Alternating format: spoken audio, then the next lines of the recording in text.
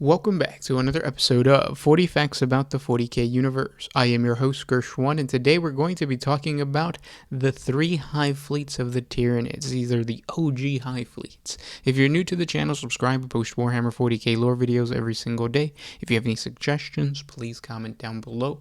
And if you enjoy our content, thank our patrons on Patreon. It is because of them that we can do this.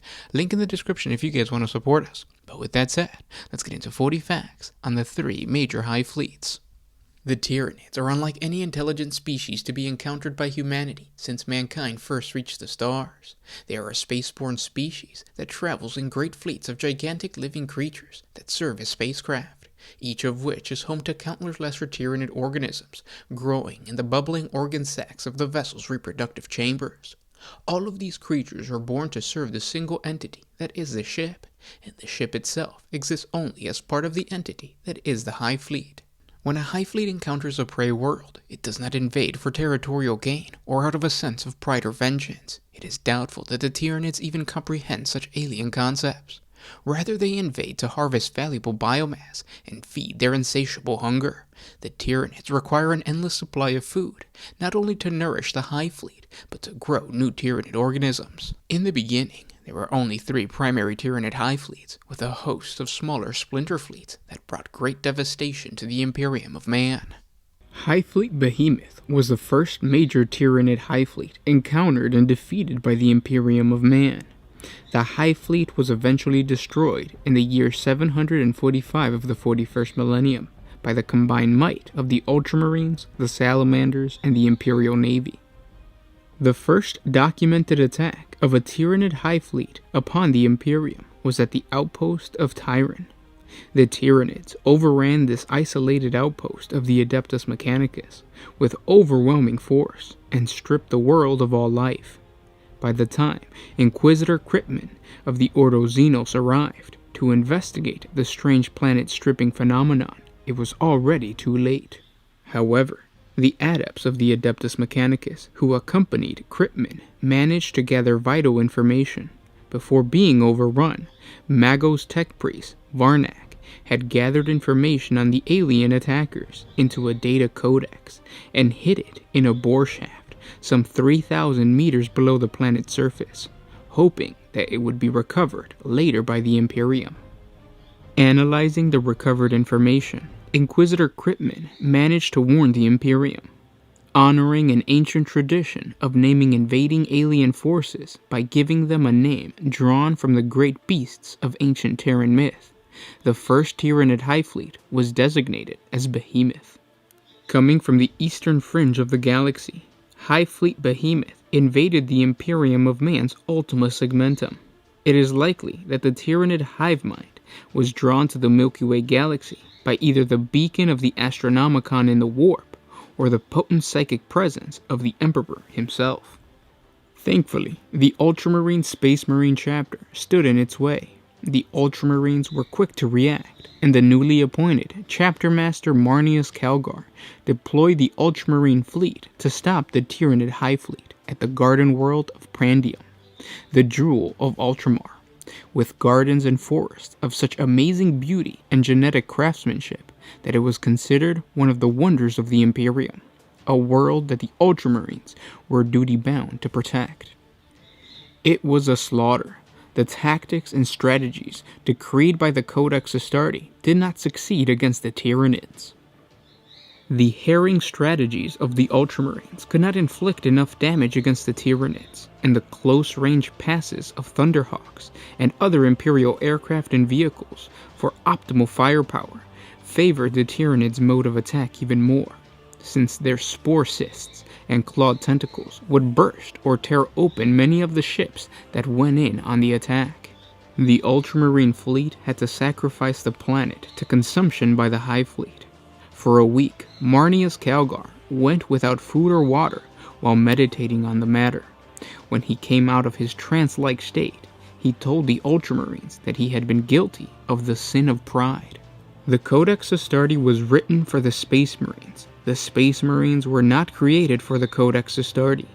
They would have to adapt and develop new strategies and tactics, even weapons, if they were to be successful against the Tyranid menace.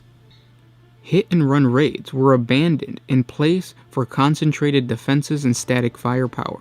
This meant that the Ultramarines had to choose a place to defend, and they chose their fortress monastery on their homeworld of Macragge, the very heart of Ultramar.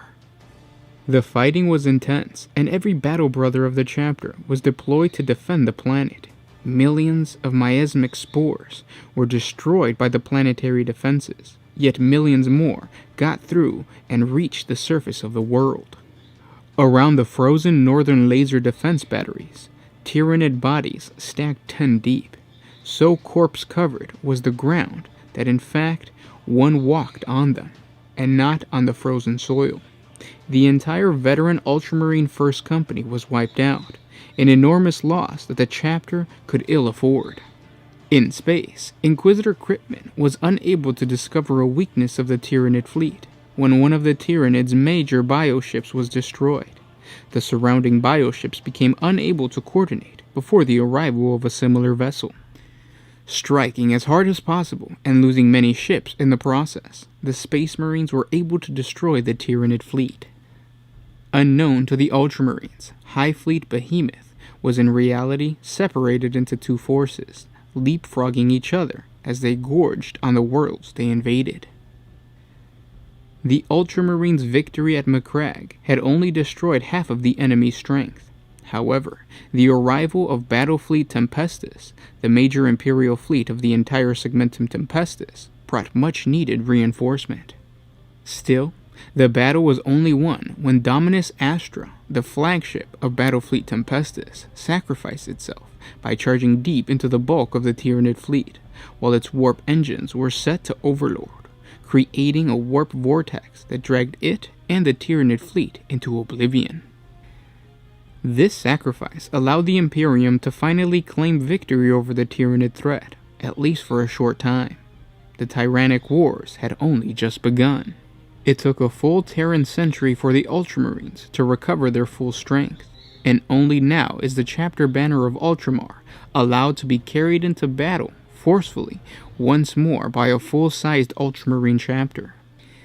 The Ultramarines' realm of Ultramar was deeply penetrated by the first Tyranid force to make contact with the Imperium of Man, although the region lost only one of its precious worlds, Prandium. Despite only losing one major world to the Raptious Xenos, many minor worlds of the realm were consumed by Hive Fleet Behemoth, and the damage was still quite extensive. It would take the Ultramarines nearly a century to recover from the losses of its entire First Company, and much of the rest of the chapter's forces, and the Imperial Navy also took a sizable amount of time to recover from its losses. The Tyranids left behind a deadly biological weapon in Ultramar, Old One-Eye. To learn more about Old One-Eye, please check out our 40 facts on Old One-Eye. Despite these apparent dangers and losses, the Imperium gained a vast amount of knowledge about the Tyranids during the First Tyrannic War. This knowledge helped the defenders of man to face future Hive fleets, which were soon to come, as the next threat to the Imperium was the arrival of Hive Fleet Kraken and the start of the Second Tyrannic Wars in the year 992 of the 41st millennium. Hive Fleet Kraken was the second major Tyranid Hive fleet to invade the galaxy. It was responsible for the outbreak of the Second Tyrannic War, which began officially in the year 992 of the 41st millennium, and ended only after the Ultramarines chapter of Space Marines successfully broke the back of the Tyranid invasion in Imperial space at the Battle of Ikar IV, and the Eldar of Craftworld Iyanden successfully defended their home against the Tyranid horde. The invasion began 250 standard years after the First Tyrannic War, and the destruction of Hive Fleet Behemoth by the Ultramarines on their homeworld of Macragge. An armed presence had been maintained in the galactic southeast, which members of the Imperium's Adeptus Administratum began to question the need for, arguing that Behemoth had been the sum total of the Tyranid race's expansion into the Milky Way galaxy. When worlds along the eastern fringe of the galaxy began to erupt in rebellion, terrorism, riots, and sabotage, the same adepts claimed that the people were dissatisfied with living amid an armed camp. The Inquisition's Ordo Hereticus became suspicious of the adepts' dissent and their downplaying of the situation on the eastern fringe, and began an investigation which established that all the dissenting adepts had either come from the southeastern region of the galaxy or had traveled there at some point. This was the only link between the members that could be found, and some had never even met each other. Inquisitors were also deployed from Talisa Prime to investigate the planets of the Ultima Segmentum that were most troubled. Purges were made within the Imperium, especially on Terra, focused on suspected traitors to the Emperor within the Administratum, who had contact with the affiliated regions of the Eastern Fringe. Tens of thousands of suspected traitors were sent to prison colonies and the Imperial Guard penal legions by the Inquisition. Yet by the year 990 of the 41st millennium, Hive Fleet Kraken had already sunk its tendrils into the galaxy, isolating many Imperial worlds before any astropathic warning could be sent. Hive Fleet Behemoth had fought in a single wave that had advanced across the galaxy as a single organism, but the Kraken was actually a series of smaller, separate Tyranid Hive fleets that moved to attack many human-settled planets simultaneously. This not only increased the difficulty of the Imperium's defenders in opposing the Hive Fleet, but also increased the area of the Hive Mind's psychic shadow in the warp. Almost overnight, an entire Imperial sector was silenced from Terra, isolated from the astropath's messages of warning by the potent powers of the Hive Mind. Only several months after Hive Fleet Kraken's onslaught had already begun did the first few survivor accounts of the attack begin to reach the wider Imperium due to the terrible turbulence in the warp. Whole planets had been wiped out by the Tyranids in only a few hours, and the Imperium of Man once more faced an unimaginable threat.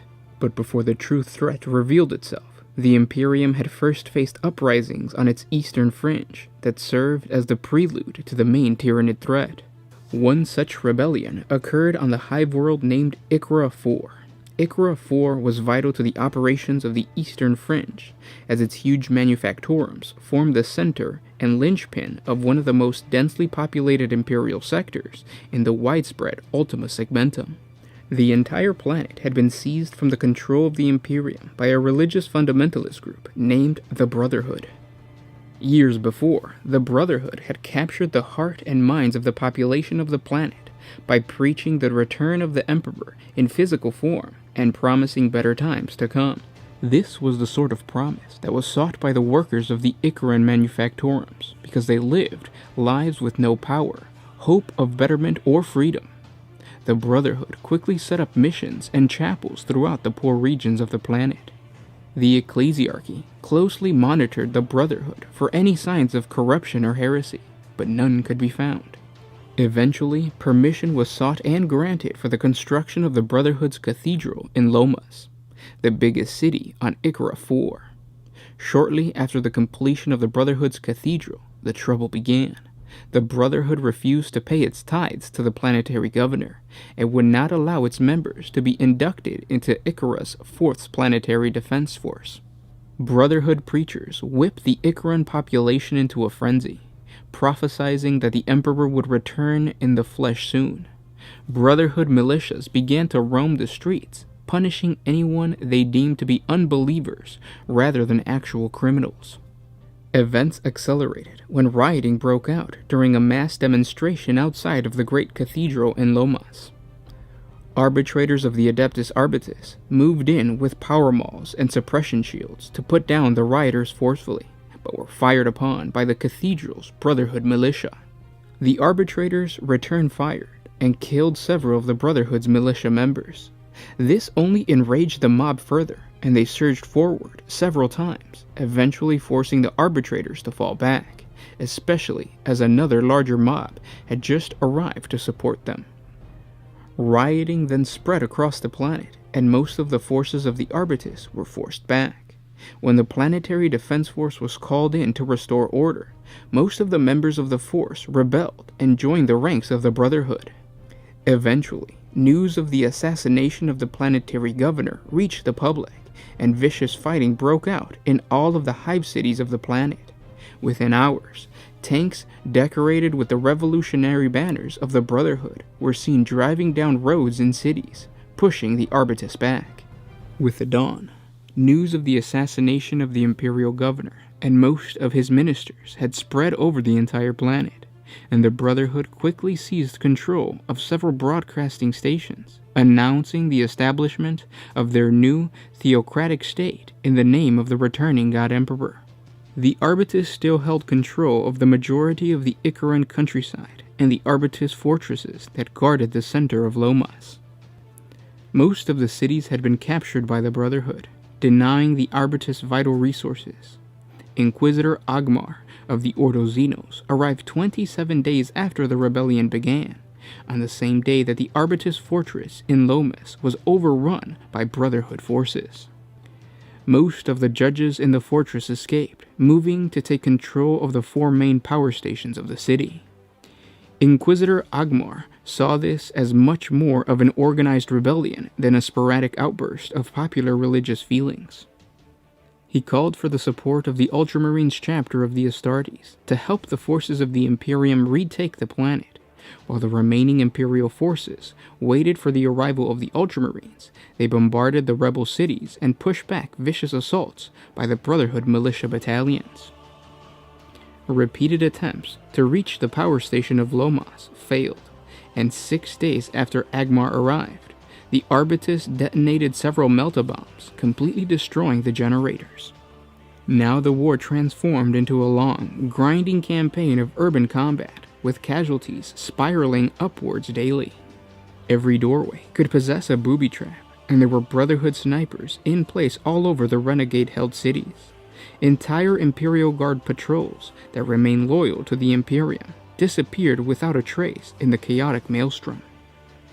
The rebellion promised to be a long one, as the Brotherhood held the armories of the Imperial Guard regiments assigned to the planet, and had the support of the majority of the Iyaren population to draw on to become soldiers in its militia. Inquisitor Agmar led several small forces of Imperial Guardsmen and arbitrators into Lomas to uncover the true nature of the Brotherhood. He was slowly piecing together the story when in a chance raid, he slew a neophyte of the Brotherhood and saw what manner of Xenos creature was actually leading the revolt: foul Tyranid gene stealers. Agmar sent an astropathic message confirming his fears of another Tyranid invasion to the Inquisition, and waited the arrival of the Ultramarines. 39 days after the Iyaren rebellion began, the Ultramarines battle barge Octavius entered orbit over Icarus IV and deployed its drop pods. The planetary defenses were largely inactive due to the damage to the power generators of Lomas, and as soon as the Space Marines landed, casualties were light. The Space Marines secured the Imperial Guard's armories and the Imperial Governor's palace, and fought off several poorly organized counterattacks, causing massive casualties among the Brotherhood's forces. Outside, the remaining Imperial Guard forces launched coordinated attacks to link up with the Ultramarines, using their Leman Russ main battle tanks as moving strongpoints, and slowly, inevitably, the Brotherhood's line bent back. More than 20 veteran Space Marines in Terminator armor from the Ultramarines' Elite First Company teleported into the Great Brotherhood Cathedral in Lomas and destroyed the cathedral's defenders after Agmar sent a message to the Octavius via spy satellite. More guards appeared from side doors, and a storm of last beams and autoshells ripped out, massacring many of the Brotherhood guards, but not before several of the Terminators were dragged down. The Terminator's single heavy flamer proved to be invaluable, its flames incinerating the unprotected assaulting forces. Yet some of the Brotherhood neophytes were striking out with inhuman speed and terrible claws, indicating their Xenos heritage. The Terminators then spread out and searched for the myriad of secret passages that they presumed existed beneath the Brotherhood's cathedral. They soon found one under the altar, and the altar was quickly removed. As they moved down into the crypt, they heard the clattering of claws on stone. As the creatures jumped into the light of the Ultramarines, they were identified as gene stealers. This showed the Inquisitor's belief that there was a gene stealer coven at the heart of the Brotherhood's revolution, to be correct. The battle began and raged for a long time. Hundreds of Genestealers died, piling up one on top of each other. Eventually, the Horde's number were spent in their attack. Several Ultramarine Terminators had been killed as their armor was torn open by the inhumanly sharp claws of the Genestealers. The remainder of the Astartes moved further into the crypt without encountering more of the creatures. Deep beneath the city of Lomas, they found a huge cavern where the huge and bloated great-grandfather of the Brood, the powerful Genestealer Patriarch, sat. As the Terminators approached, another horde of Genestealers, intent on protecting the alien master, attacked the Terminators from out of nowhere. Stormbolters rang, resulting in pure carnage. The company librarian fought his way to the dais, but the Patriarch used its psychic powers to attack the Space Marine Psyker. A surge from the Astartes psychic hood broke the spell, and the librarian forced its body out of the real world for an instant and then reappeared, teleported onto the dais. The creature lashed out, and blood and sparks flew from the librarian, but the Patriarch easily parried the return blows. The librarian called on his battle brothers for assistance, and the dais was swept with bolter fire. Some shells pierced the power armor of the librarian, but the Patriarch was also wounded. The librarian used this opportunity to strike with his force axe, the librarian's own psychic power behind the blow, allowing the weapon to tear through the tough hide of the Patriarch. The Patriarch was dead, suddenly leaving the Brotherhood and the entire revolution leaderless. The revolution felt the death of its leader and lost its impetus and cohesion. The remaining Terminators slew the rest of the Genestealers, and the battle above slowly stopped as the revolutionaries could only retract themselves and no longer act in a fully coordinated manner without the Patriarch's subtle psychic guidance over the cult. Small groups of Brotherhood acolytes and neophytes held their position in bunkers and towers, but were soon destroyed by the tanks and heavy fighting vehicles of the Imperial Guard. Ikra IV was back under the control of the Imperium, and all remnants of Genestealer cults, the Genestealers, their hybrids, infected humans, cult members, and traitors, was ruthlessly wiped out. Inquisitor Ogmar, leading the Ultramarines, methodically purged the planet, which eventually returned to normal. There were still questions that remained unanswered. One was the fate of the human leaders of the Brotherhood, and his body was never found. The second was that the planet's astropaths had reported a shift in the warp, distant still, but the oldest of the astropaths had sensed the psychic call of the Genestealer Patriarchs radiating out into space and felt the change in the warp. He had sensed something vast and shadowy, a monstrous entity which had turned its attention toward Ikra IV, Hive Fleet Kraken.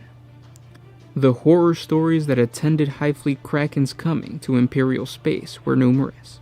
Among the many tragedies of this time were the following. In the Myral system, Imperial Guard regiments and the Space Marines of the Scythes of the Emperor chapter held out against the Tyranids of Hive Fleet Kraken, who had overrun the lush jungles and plantations of Myral Prime. The Imperial forces retreated to a huge mesa called the Giant's Coffin, where they defended against the vicious hordes of Xenos that infested the dense jungles below.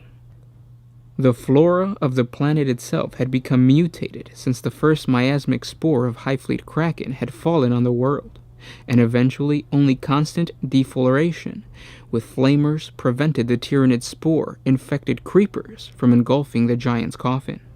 A rogue trader brought rumors of a pharaoh world of Larnoro in the Imperium's heart, a planet that had come to be ruled by the Celebrants of Nihilism, a heretical doomsday cult whose adherents had taken care to match the prophecies with the dire events of the time.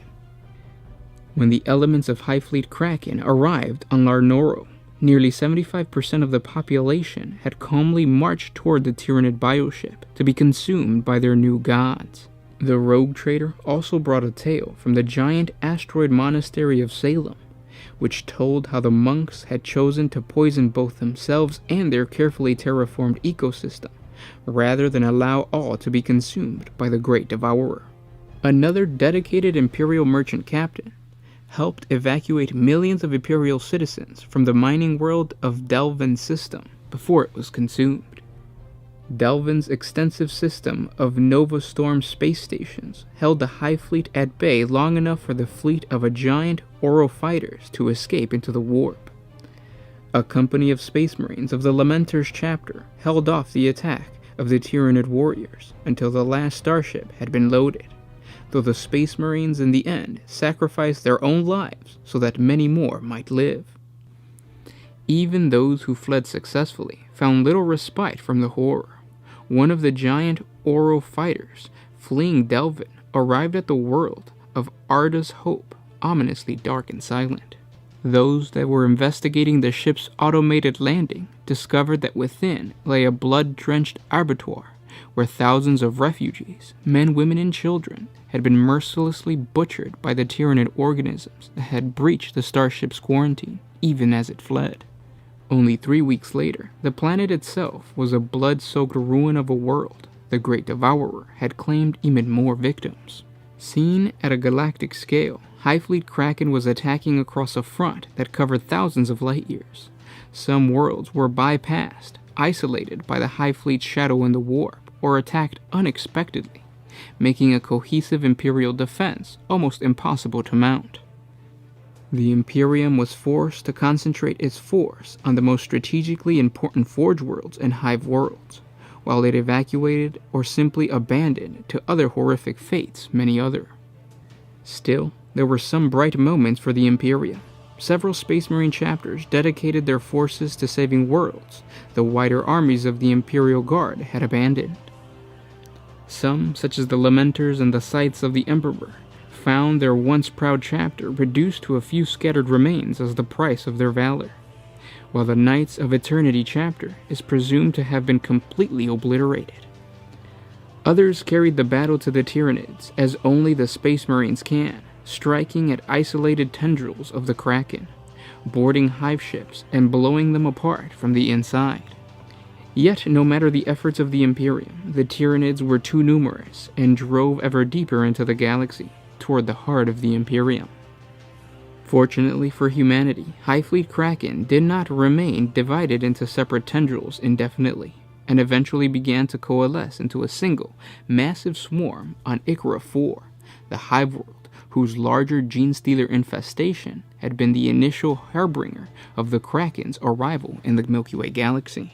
As Hive Fleet Kraken approached Ikra 4, thousands of gene-stealers suddenly burst from the underhives in support of the invading Xenos, giving the lie to claims that the infestation had been entirely purged earlier years. Defense perimeters were completely overrun, Imperial Guardsmen slain by the thousands. In the terrible confusion, an ever larger number of Tyranid organisms made planetfall, not only termagants and gargoyles that had composed the vanguard of the Pyre assault, but the truly monstrous Carnifexes and Tyrannofexes as well. Worst still, gigantic Hierodules and Hierophants, Bile Titans, stalked across the surface of the beleaguered world. The Tyranids had unleashed on Ikra 4 every terrible organic weapon in their arsenal. Despite all of this, Ikra 4 was not yet lost to humanity. Forewarned of Tyranid interest in the world by previous Genestealer infestations, the Imperium was able to mount a more solid counter-defense in the Ikra 4 system than in other areas of the Eastern Fringe under the assault of Hive Fleet Kraken. Chapter Master Marnius Calgar, the Lord of Ultramar and hero of the First Tyrannic War, led the Ultramarines into the battle against their old foe on Ikra 4, just as he had against the Hive Fleet Behemoth on Macragge 200 standard years earlier. The Ultramarines inflicted crushing losses on the Tyranid armada in space above the planet, and in the claustrophobic corridors of the towering Ikra and Hive cities. Space Marine veterans of the First Tyrannic War made planetfall, and scored Ikra's force hives in a series of close-quarter battles that lasted for close to a full Terran year. By employing the same tactics that had proved successful in defeating the Hive Fleet Behemoth and Ultramar, Marnius Calgar rallied the Imperial defenders of Ikra 4 and cast the Tyranids from the planet forevermore. But as always, victory against the Tyranids had come at a terrible price. Ikra IV was reduced to a smoking, charned house of death and destruction. A world and its people sacrificed so that the Imperium of Man might endure yet another storm. The first warning the Eldar of Craftworld Iyanden had of the danger possessed by the Tyranids of High Fleet Kraken was brought in the year 992 of the 41st millennium by the Craftworld's far-roaming rangers, those Eldar whose instincts drive them to a life of exploration and danger, and who secretly monitor the planets and alien races near their Craftworld. The news that the Rangers brought was terrible indeed. A Tyranid Hive fleet of immense proportion was heading towards Iyanden's Craftworld. Already over a dozen Imperial planets had come consumed by the Tyranids' advance, and although the human Imperium was mounting a ferocious counterattack, it would be months until a major Imperial task force could be fully mobilized to deal with this threat in this area. By the time the Imperial frontier was established, the Eldar of Iyanden knew that their precious Craftworld would have been overrun. Farseer Kelmon, political leader and spiritual head of the Craftworld, called together the Eldar of Iyanden and warned them of the impending Tyranid assault. Each Eldar Craftworld had a great hall known as a place of answering, which is capable of holding every member of the Craftworld's population. At times of emergency, the Eldar met there, so that all may know of the peril that faced their Craftworld, and so that any Eldar might voice an opinion on the course of action that should be taken. Only once all views had been debated and consensus reached would the Craftworld's Farseer decide on the course of action to be taken. The debate by the people of Iyanden on the action to take against High Fleet Kraken's approach was heated and prolonged. The most conservative elements of the Craftworld argued for a policy of isolation, shielding the Craftworld behind a powerful psychic shield in an attempt to avoid all contact with Tyranids. The more aggressive elements wanted to attack the Tyranids immediately, dispatching the fleet to destroy the Tyranids before they reached the Craftworld. Both course of actions were problematic because they took no account of the sheer size of the Tyranid Hive fleet. It took a powerful speech from the Ranger Irilith, who had seen the Hive fleet at first hand and understood the terrible threat that it represented, to sway the assembled Eldar.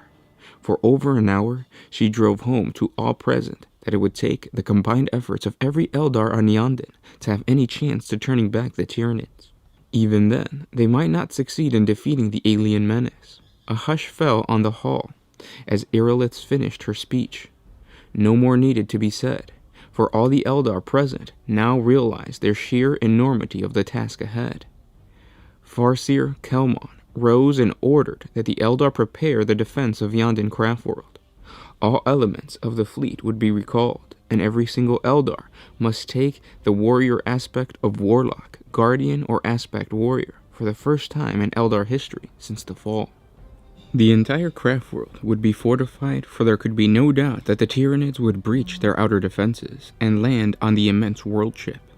Help must be requested from other Eldar Craftworlds. The Avatar, the embodied spirit of the Craftworld's war god, Kalen Mesha Kane, must be awakened to take part in the battle. And most terrible of all of the Craftworld's ancient spirit stones must be plucked from their resting places and implanted in cybernetic exoskeletons to battle as ghost warriors. As many Imperial scholars know, when an Eldar dies, the spirit is released into a gem known as a spirit stone, which is grafted into the very structure of their Craftworld to preserve the dead's Eldar consciousness and prevent it from migrating into the warp, where it would be devoured by the god Slanesh. Thus, each Craftworld is actually a living, intelligent being which preserves a little of the once great Eldar civilization. By risking the destruction of the Craftworld's spirit stones, Kelmon risked the destruction of Iyanden's culture, racial memory, and literally the souls of its people. It was a grave chance to take, but Kelmon knew that the Ghost Warriors could make the difference between victory and defeat in the struggle that was coming. The first Tyranid Hive swarm attacked Iyanden just 20 days later. By then, the Craftworld had already been isolated for over a week by the Hive Mind's shadow in the warp, which made it extremely difficult for other Eldar Craftworlds to send help from the webway or psychic communication with their brethren. Apart from a few scattered units that made it through, Iyanden ultimately fought the Tyranids on their own. Nonetheless, the first Tyranid wave were dealt with easily and effectively by the Eldar fleets. The Eldar spacecrafts were faster, more maneuverable, and had longer-range weapons than their opponents. In battle after battle, the Eldar spacecraft destroyed the lumbering, biomechanical Titan Hive ships, while only suffering minimal casualties themselves. For a while, it looked as if the Eldar fleet might be able to hold off the Tyranids on its own, as wave after wave of Tyranids were wiped out, but Farseer Kelmon was not convinced. Already, the ability of the Craftworld's Wraithbone forges to replace destroyed Eldar spacecraft was being far outstripped by the casualties being suffered in the deep space battles that raged across the Craftworld. The Eldar fleet was being ground down in a massive battle of attrition, a battle that only the Tyranids, with their vast superior numbers, could hope to win.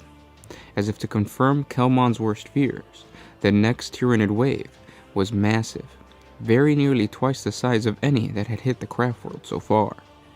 The Eldar fleet suffered terrible casualties in its attempt to hold the Tyranids off, and for the first time was unable to stop them from landing on the Craftworld itself, although the landing was wiped out before any serious damage was done to Iyanden's defenses. The Eldar fleet, as a large-scale fighting force, had ceased to exist. Still, there was hope, especially if the wave had represented the Tyranid Hive fleet's main assault force. The Eldar's morale was raised even more as the next Tyranid wave turned out to be tiny in comparison to what had come earlier. Although the weakened Eldar fleet could not keep all the swarm away from the Craftworld, the landings that were made were easily isolated and destroyed. For a short while, it seemed that the Eldar had weathered the terrible storm of Hive Fleet Kraken. Then, Iyanden was hit by two huge Tyranid attacks in rapid succession. The pitfall remnants of the Eldar fleet opposed the Hive swarm as best they could, but were ultimately swept aside by a tide of living alien spacecraft. Iyanden was all but engulfed as horde after horde of Tyranid warriors, gene-stealers, Gaunts, and Carnifexes were disgorged onto the Craftworld's surface and interior. Huge battles erupted all over Iyanden, the fighting bitter and close range, with enemy forces often only separated by the width of a corridor of Wraithbone wall, as the Eldar desperately attempted to beat off the alien invaders. Often they succeeded, but the Fortress of Tears, the Shrine of Asurian, and most terrible of all, the ancient Fortress of Silence, repositories of the flora and fauna of all the lost Eldar homeworlds of Iyanden, all fell to the Tyranid hordes. The Eldar furiously counterattack, the raging figure of the Avatar of Cain leading the Craftworld's Aspect Warriors, Guardians, and Wraithguard, and Wraithlord Ghost Warriors, in a berserker orgy of destruction which recaptured the Fortress of Silence from the Tyranids. It is said that the Eldar warriors swept tears of rage and sorrow to see the damage inflicted on the ancient fortress dome of their Craftworld. Slowly, the Eldar managed to turn the tide on the Tyranids and gain the upper hand, forcing them back onto the defensive. And then another huge Tyranid wave arrived, the third in succession and the largest yet, as swarm after swarm flickered into existence on the Eldar scanners. Kelmon knew that, bearing a miracle, Iyanden Craftworld was doomed. Over 50 standard years before the Tyranid assault, High Admiral Uriel, an Ultrarch that led the Iyanden fleet, although he was considered one of the greatest Eldar naval tacticians to have ever lived, his character was flawed by the sins of pride. When Iyanden had been threatened by the Chaos Space Fleet raiding out of the Eye of Terror, Uriel had led the Eldar fleet on a preemptive attack on the Chaos Fleet's flagship, leaving the Iyanden Craftworld unprotected. He only returned just in time to stop a suicide attack by a small flotilla of Chaos Raider ships, who nonetheless managed to damage the Craftworld. Expecting to be feted and honored for his victory, Uriel was deeply angered when he was called upon to defend his course of action. Claiming that his record should speak for itself, Uriel refused to enter into the debate, leaving his old friend Farseer Kelmon no choice but to elect a new High Admiral in his place. Bitter with rage, Uriel had vowed that he would never set foot on Iyanden again. He and a small band of followers left the Craftworld to pursue the path of the outcast and formed an Eldar Corsair company known as the Eldritch Raiders. and became the single most powerful Eldar pirate force operating in the galaxy. Yet when he heard of Hive Fleet Kraken's assault on Iyanden, Prince Uriel did his best to ignore the terrible perils that threatened his old Craftworld. But proud though he was, righteously angry though he remained, Uriel would not leave Iyanden's people to their fate in this darkest hour.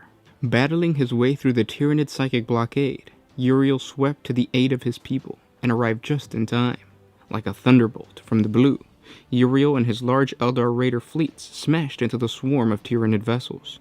He was quickly joined by a few remaining crafts of Iyanden's fleet, and together the combined Eldar space fleet tore the swarm of Hive Fleet Kraken apart. 2 more waves of Tyranid hive swarms from the Kraken attacked the Craftworld, only to meet the same fate. Not a single Tyranid bioship reached the Craftworld, though the cost of Uriel Eldric's raiders was dear. Bloodied but outbowed, the raiders prepared to sell their lives to the last in order to turn back the next wave of Tyranids. On the bridges of the Craftworld and of the circling Eldar starships, vigilant eyes watched the scanners waiting for the first tall-tale blip that would indicate the direction of the next assault. Minutes passed, then hours, and with a growing sense of wonder, the Eldar realized that no more Tyranid swarms were coming. The assault was over. Hive Fleet Kraken had been dispersed. Its cohesion had been destroyed. But on Iyanden Craftworld, the war raged on. The Tyranid hordes had been fighting a tenacious rearguard action, awaiting the aid of the rest of the Hive Fleet, now turned like cornered rats and hurled themselves at the Eldar. Caught by surprise, the Eldar staggered back, desperately trying to hold in the face of suicidal Tyranid onslaught. The fortress of the Red Moon fell to a surprise attack, and for a moment it seemed that with victory within their grasp, the Eldar would yet be defeated. But for a second time, Uriel led his Eldritch Raider to the rescue of the Craftworld. Disembarking from their orbiting spacecraft, the Raiders joined with the battered defenders of Iyanden Craftworld, and yard by yard, step by step, forced the Tyranids back. A final wild charge led by the Tyranid Hive Fleet was annihilated by the combined efforts of the Avatar of Cain, Prince Uriel, and the Ghost Warriors, and then, in a series of vicious, one-sided battles, the last of the Tyranids were hunted down and destroyed. The Tyranid attack on Iyanden Craftworld was over. The Tyranids had been defeated. But the victory was a hollow one. There, the Eldars had repulsed the invaders. The cost was enormous. Their once proud Craftworld stood in ruin, and 4/5 of the inhabitants were dead or lay dying in the shattered halls. Amongst their number lay Farseer Kelmon, surrounded by the bodies of a dozen Tyranid zoanthropes, whose wretched heads bore the marks of psychic fire. Iyanden's mighty space fleet was a pitfall shadow of its former self, the blasted remains of its majestic spacecraft and their brave crews hanging silent and weightless in space. But all this could be rebuilt, maybe not for hundreds of generations, but one day in the distant future. What was lost forever were the souls of the Eldars, whose spirit stones had been destroyed in the battle against the Tyranids. The massive destruction brought upon the people and the ghost warriors of Iyanden dealt the Craftworld and the entire Eldar species a blow from which its culture could never fully recover. Hive Fleet Kraken was little more than splintered fragments of his former might, yet credit could not lay entirely with the Eldar defenders, nor the actions of the Ultramarines on Ikra 4.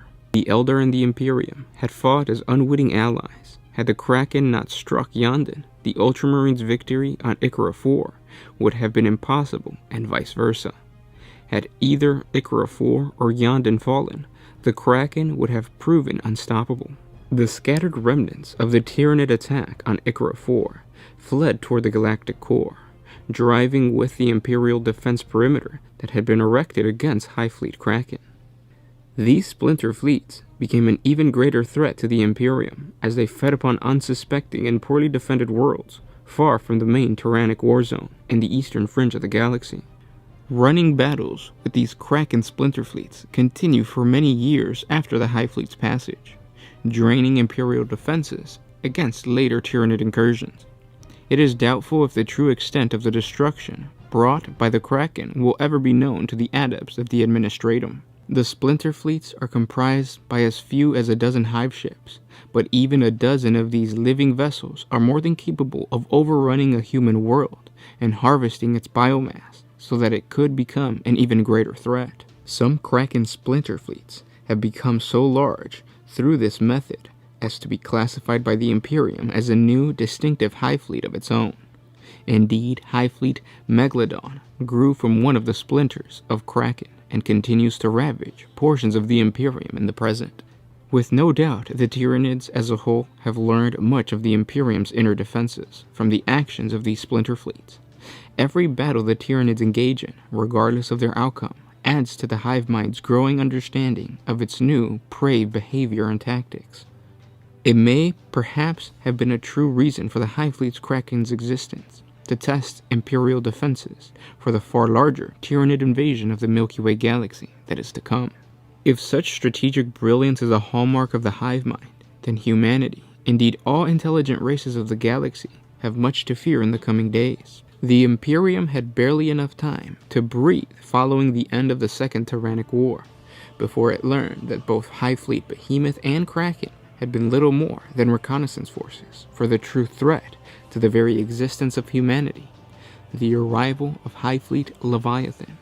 Hive Fleet Leviathan was the third and largest Tyranid incursion into the Milky Way galaxy in the year 997 of the 41st millennium, and marked the start of an ongoing Third Tyrannic War for the Imperium of Man.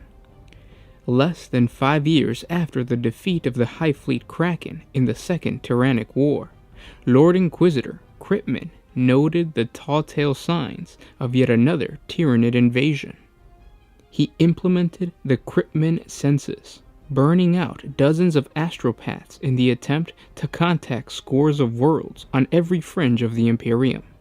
Slowly, the responses, and lack of them, formed a pattern, and the venerable Inquisitor was able to chart the course of the Tyranids' latest Hive Fleet to arrive in the Milky Way galaxy. Codename Leviathan. This time, the Tyranids were approaching from below the galactic plane, attacking from 2 points spaced wide apart in the shape of a closing pair of jaws, cutting off large portions of the galaxy from the warp travel or astropathic communication.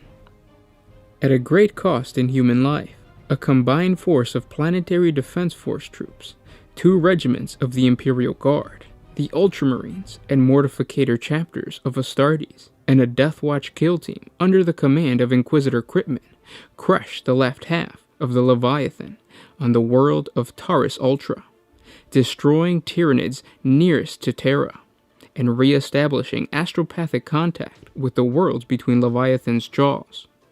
The Imperium had won its first victory. Yet Leviathan continued to carve its bloody path through the Imperium. Perhaps Leviathan's main gain was the vital forge world of Gryphon 4, home of the legal Gryphonicus Titan Legion. Kryptman knew that he had to slow down the Hive Fleet's advance to buy time for the Imperial Navy's battle fleet Solar and Tempestus to muster. With grim finality, he ordered a cordon to be established. Every world within was to be evacuated and undergo immediate exterminatus wherever possible, thus causing the Tyranids to expend their forces for little gain. The exterminatus denied them valuable biomass to replenish themselves. With one stark, callous decision, the Inquisitor had inflicted the Imperium's worst act of genocide upon its own since the Horus Heresy. Kryptman was denounced as a radical and a traitor. When migrating orcs claimed a score of former human worlds, he was stripped of his title and cast from the Inquisition by his brethren. Yet Kryptman still had loyal allies within the Death Watch, and incepted a plan to halt Leviathan without the loss of further human life. When a Genestealer-infested Space Hawk drifted from the warp, members of the Death Watch loyal to Kryptman captured a brood in stasis. Using the brood of captured live Genestealers, the Inquisitor engineered a Tyranid invasion within the orc-held Octavius system, very close to Leviathan's advance. The crowded orc cities, so teeming with life, were the source of a huge orcish infestation, and soon drew the entirety of Leviathan into the tight cluster of orc systems. The plan had worked, and both races are now thoroughly involved in destroying each other. One thing is certain, each race thrives on war, and there remains the possibility that if the Tyranids emerge victorious, the Imperium should have to face a threat far greater than before. As in a victory, unlike other races, Tyranids effectively lose no military strength or resources. Their casualties and still living warrior strains reabsorbed by invading Hive ships along with the remains of the conquered worlds. Thus, every victory has no repercussions, only benefits. This also means that the Tyranids will assimilate vast quantities of strong, survivable orc DNA that makes orcs such successful survivors and incorporate it into their own bioconstructs. Indeed, worlds on the edge of the conflict have begun to file captures of Tyranid assault organisms larger than ever before. The implication of Cryptman's manipulation of this alien threat are too horrible to contemplate. A shadowy council within the Imperium called the Strategic Collective has been analyzing all details of the Tyranid invasion and have drawn a conclusion as stark as it is terrifying. The fleets faced by the Imperium to date are but parts of a far greater whole, and this whole will be arriving at the Imperium's border within less than a century. They estimate that mobilization levels will need to be increased by a minimum of 500%, effectively including every able-bodied man, woman, and child on every world in the segmentum Solar, Obscurus, and Tempestus, to have even a hope of stopping the Tyranids. And those were 40 facts on the 3 major Tyranid Hive fleets. I hope you guys enjoyed this video. If you did, don't forget to thank our patrons on Patreon, and Merry Christmas to you guys. A lot of you guys celebrate Christmas Eve more than you do Christmas Day. We are one of those people. Christmas Eve is a big deal for us, so I wanted to put this cool compilation video together for you guys. Just, if you guys have some spare time, there's an hour or so to kill while we wait for the dinner to be ready. I hope you guys get some cool Tyranid or just 40K gifts. If not, don't forget we're doing some giveaways. You can win the starter set for the Sisters of Battle if you check out our video from 2 days ago. Or you could also check out our 40 facts on the Hive cult, and you can win a Genestealer cult starter set. Well, not really a starter set, but it's just like the main guys that you need. Again, I hope you guys enjoyed this video. More great videos coming soon, and I'll talk to you tomorrow. This was Gershwan with One Mind Syndicate signing out. Oh,